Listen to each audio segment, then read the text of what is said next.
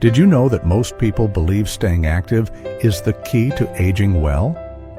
But what if I told you this common wisdom could actually be holding you back after 70? Recent studies from the National Institute on Aging show that excessive activity can increase health risks for seniors, while ancient wisdom has long taught us that true vitality comes from balance, not constant motion. Today, I'll reveal 3 transformative practices that have helped thousands of seniors find deeper well-being without exhausting themselves. These aren't just theories, they're proven methods that combine timeless wisdom with modern science, helping you age with grace and joy. If you're ready to discover a gentler path to healthy aging, you're in the right place. Before we begin, I'd love to know which city you're watching from. Drop it in the comments below. And don't forget to hit that like button and subscribe for more life-changing wisdom for seniors. Now, let's start with perhaps the most surprising discovery about aging well. 1. The sacred art of slowing down. Let me introduce you to Martha, a 75-year-old grandmother from Minnesota who used to feel guilty every time she sat down to rest. "I was raised to believe that staying busy meant staying healthy," she told me, her eyes reflecting years of pushing herself too hard. "If I wasn't doing something, anything, I felt like I was letting myself go." Does this sound familiar? Many of us carry this belief that constant activity equals good health. But here's what researchers at the Mayo Clinic recently discovered. After age 70, our bodies actually need 40% more recovery time between activities compared to when we were younger. This isn't a sign of weakness. It's your body's wisdom speaking. I remember when Martha first learned this. She was experiencing frequent dizzy spells and persistent fatigue, yet still forcing herself to attend every community event and exercise class. Her doctor finally told her something that changed everything. Your body isn't betraying you. You're not listening to it. The science behind this is fascinating. As we age, our nervous system becomes more sensitive to stress. Every activity, from gardening to grocery shopping, requires more energy than it used to. When we don't allow proper rest between activities, we're actually working against our body's natural rhythm, not with it. This is where the art of slowing down comes in. Notice I said art because it truly is. It's about learning to move through your day with intention rather than rushing from one activity to another. For Martha, this meant starting her mornings differently. Instead of jumping straight into her to-do list, she began taking 15 minutes to simply sit with her morning coffee, watching the birds at her feeder. "It felt strange at first," she admits, "almost like I was being lazy. But then something wonderful happened. I started enjoying my days more." Let me share a simple practice that transformed Martha's life and has helped many of my senior clients find more energy and joy. It's called the morning pause. When you wake up, before doing anything else, take 3 deep breaths. Feel the weight of your body on your bed or chair. Notice the quality of the morning light. This takes less than a minute, but it sets a different tone for your entire day. Throughout the day, look for natural pauses. When you're washing dishes, don't rush through it thinking about the next task. Feel the warmth of the water. When you're walking to your mailbox, notice how the air feels on your skin. These aren't just pleasant moments, they're opportunities for your body and mind to reset. The results can be remarkable. Within a month of practicing these intentional pauses, Martha noticed her blood pressure had stabilized. Her sleep improved. Most surprisingly, she found she had more energy for the activities she truly enjoyed. "I'm doing less," she says, "but living more." This isn't about giving up activities you love. It's about finding the right rhythm for your body at this stage of life. Some days you might feel energetic and want to do more. Other days, your body might need more rest. The key is learning to recognize and honor these differences.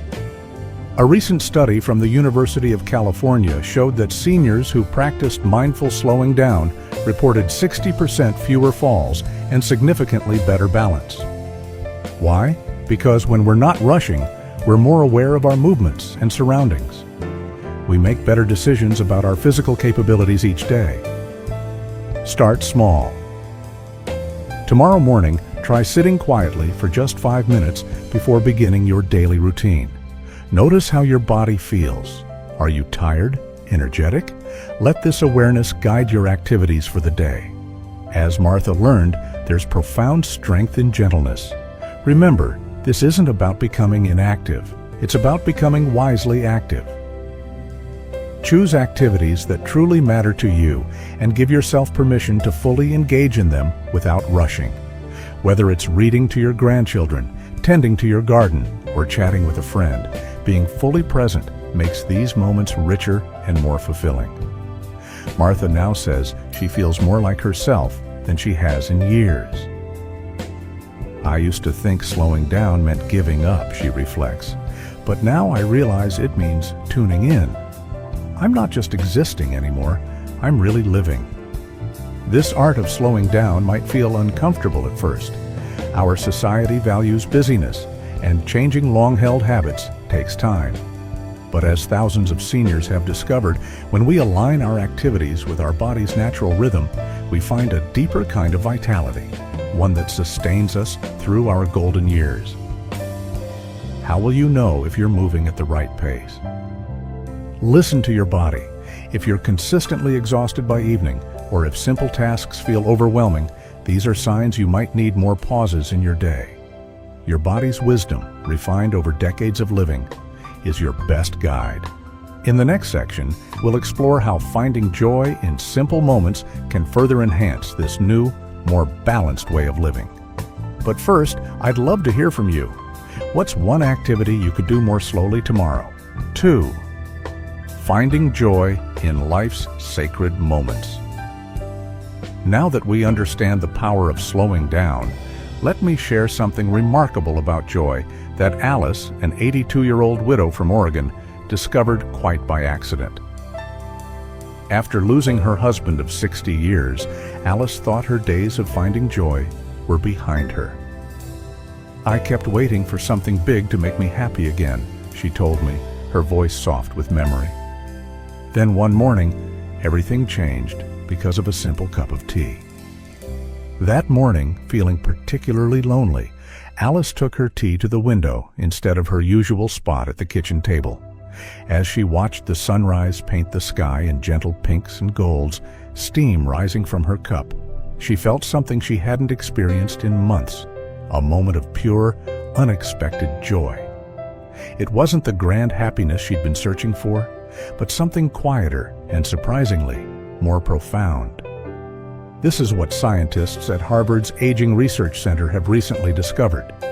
Our capacity for joy actually deepens with age, but the source of that joy often shifts. While younger people tend to find happiness in big events and achievements, our mature brains are uniquely wired to appreciate life's simpler moments, if we learn to recognize them.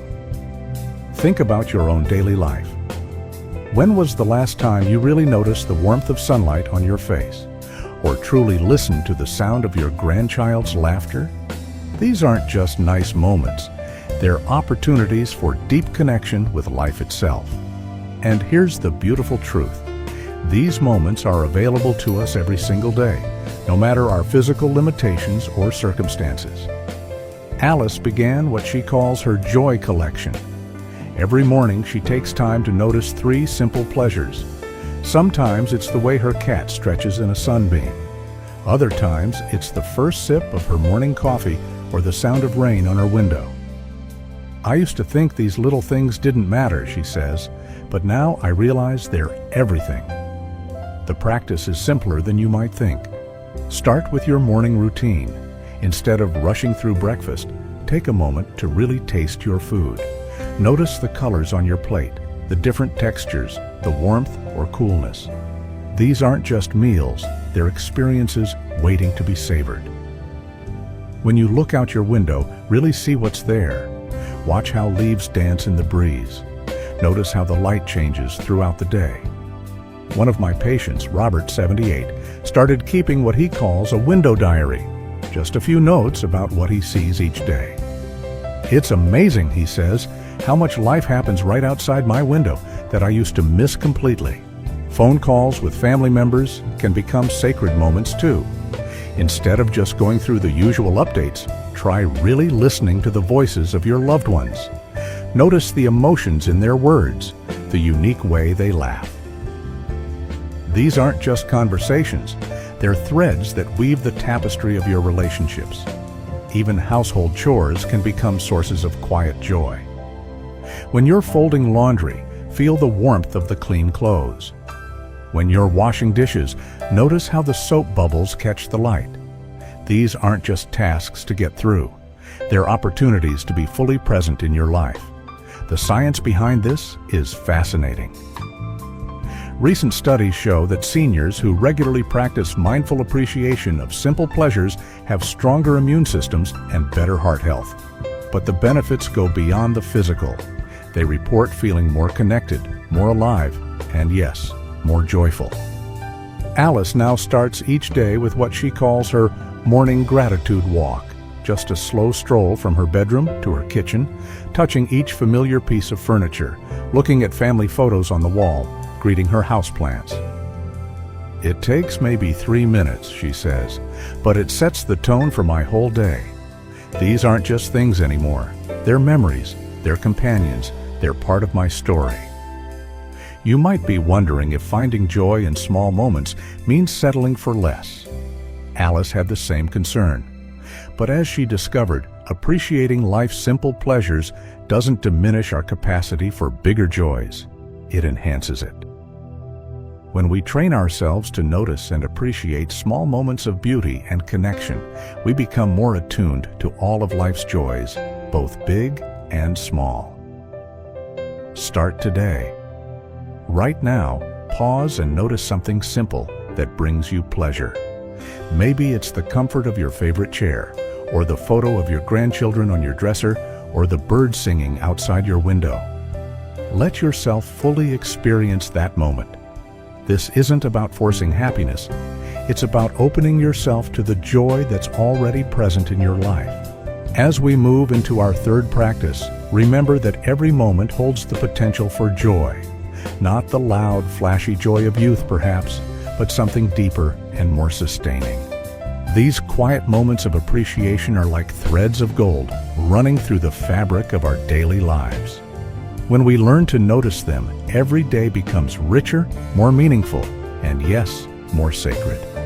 What simple pleasure will you notice today? The warmth of your morning coffee? The sound of a loved one's voice? The comfort of your favorite chair? These aren't just moments. They're invitations to experience the deep joy that comes with truly being present in your life. 3. Gratitude as a spiritual practice.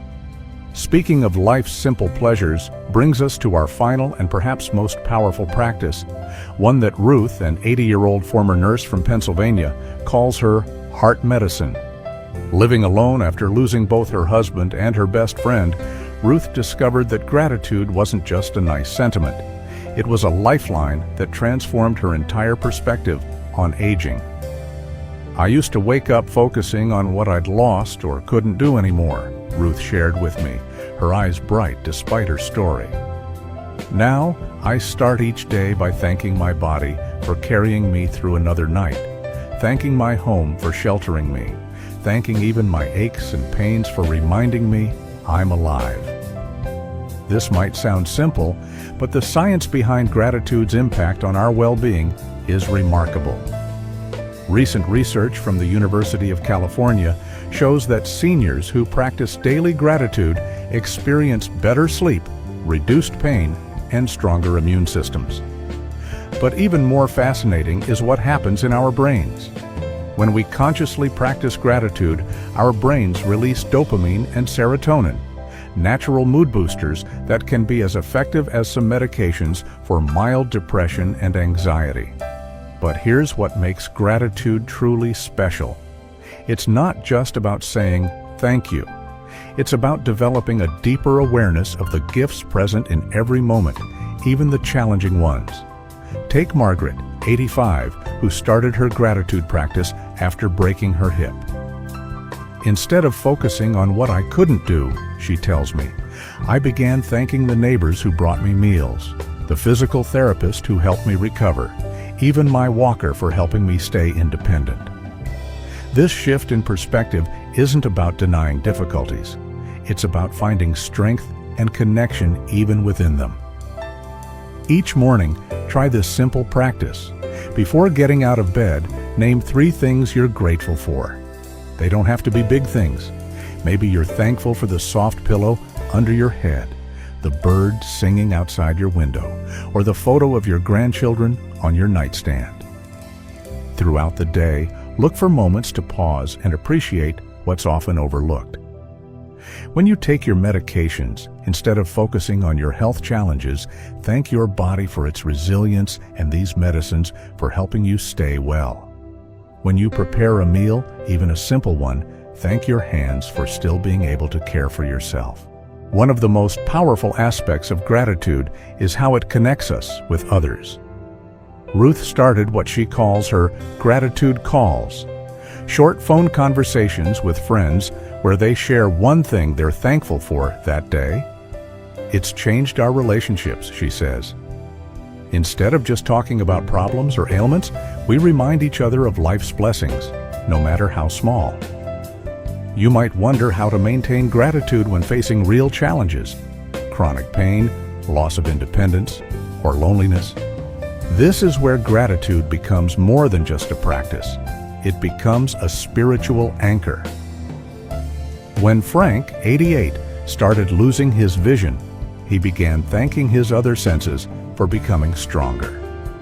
I never knew how beautiful music could be, he tells me, until I really had to listen. Try this. At the end of each day, reflect on one challenge you faced and find something within it to be grateful for. Maybe you struggled with a task, but it reminded you of your determination. Maybe you felt lonely, but it helped you appreciate a phone call from a friend. This isn't about sugarcoating difficulties. It's about finding the hidden gifts within them. Keep a simple gratitude journal if you'd like. Just a few words each day about what you appreciate. Dorothy, 92, keeps hers by her favorite chair and writes in it while watching the evening news. It helps balance out all the negativity, she says.